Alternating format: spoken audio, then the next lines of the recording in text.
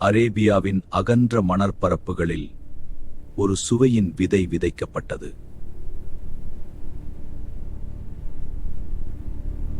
இது ஒரு உணவின் கதை அல்ல, இது நூற்றாண்டுகளை கடந்த ஒரு மரபின் பயணம்.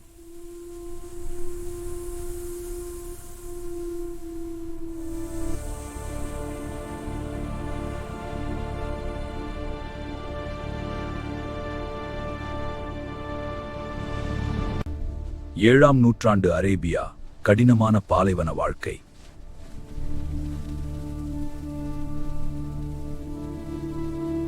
பாலைவனத்தின் கடின வாழ்க்கையில் சக்தி தரும் ஒரு உணவு பிறந்தது. அது ஹலீம்.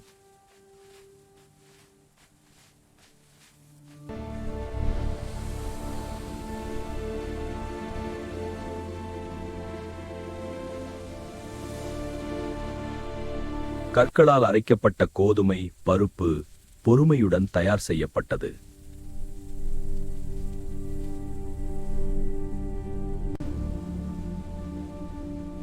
கோதுமை இறைச்சி, நேரம், பொறுமை. அந்த எளிய உணவு ஹலீம். காலம் நகர்ந்தது. அந்த மரபு தனது பயணத்தை தொடங்கியது. பயணிகளுடன் அது நகர்ந்தது. வணிக பாதைகளில் அது பரவியது. ஒரு சுவை, ஒரு சக்தி. அந்த எளிய சுவை பாலைவனத்தை தாண்டி பெர்ஷியாவின் நிலத்தை நோக்கி பயணித்தது.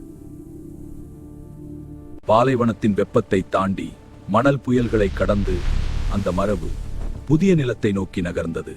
பசுமை நிறைந்த பெர்ஷியா அதை வரவேற்க காத்திருந்தது.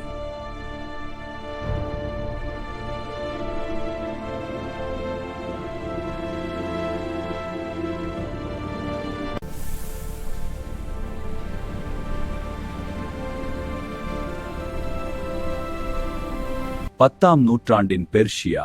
இங்கு அந்த உணவு புதிய வடிவம் பெற்றது.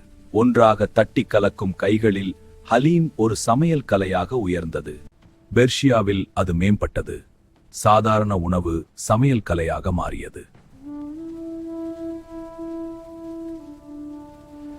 பெர்ஷியாவின் நிலம். இங்கு அது மேம்பட்டது. சுவை ஆழம் பெற்றது. ஒரு உணவு, ஒரு கலாச்சாரம். மரபு மீண்டும் நகர்ந்தது. மேற்கு கடற்கரையை தொட்டு அது புதிய நகரங்களை அடைந்து கடல் காற்றிலும் ஹலீமின் மனம் கலந்தது.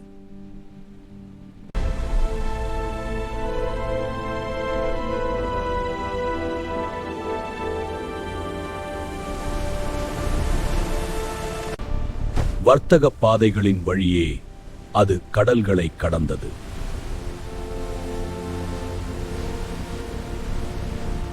பதினாறாம் நூற்றாண்டு இந்தியா.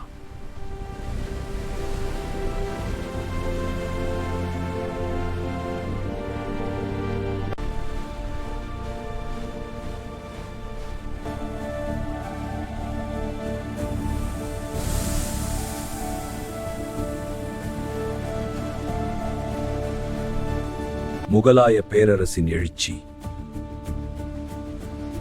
ஹலீம் ராஜ மரியாதை பெற்றது. முகலாய பேரரசின் இதயத்தில் ஒரு உணவு அரச மரபாக உயர்ந்தது. அரண்மனை சமையலறையில் அதன் செழுமை உருவெடுத்தது.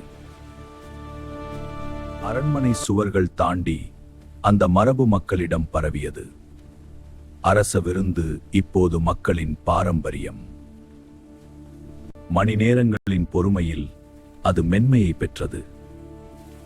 சுவையின் ஆழத்தில் அரச மரியாதை தங்கியிருந்தது.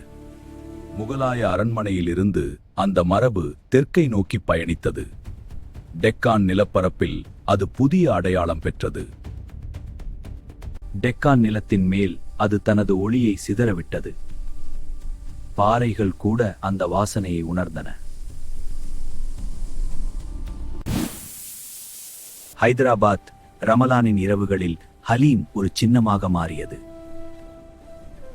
மக்கள் காத்திருந்த சுவை அது. வாசனையே தெருக்களை நிரப்பியது.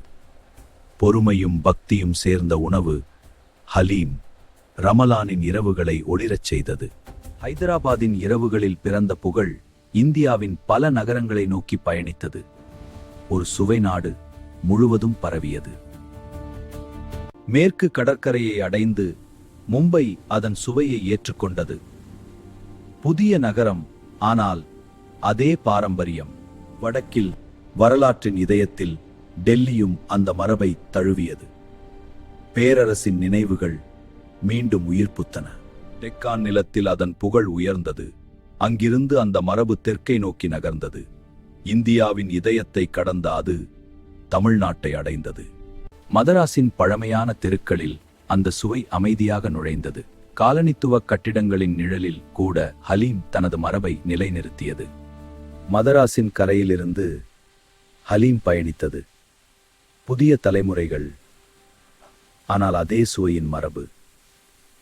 தமிழ்நாட்டின் உழைப்பின் நகரம் திருப்பூரில் கொத்து 2.0 நூற்றாண்டுகள் கடந்த பயணத்தை இன்று இங்கே தொடங்கியுள்ளது. ஒரு பேரரசின் சமையலறையிலிருந்து ஒரு நகரின் தெருக்களை தாண்டி அந்த சுவை இப்போது உங்கள் வாசலில். நூற்றாண்டுகளை கடந்த பயணம் இன்று இங்கு உயிர் பெறுகிறது. புதிய வரலாறு தொடங்குகிறது.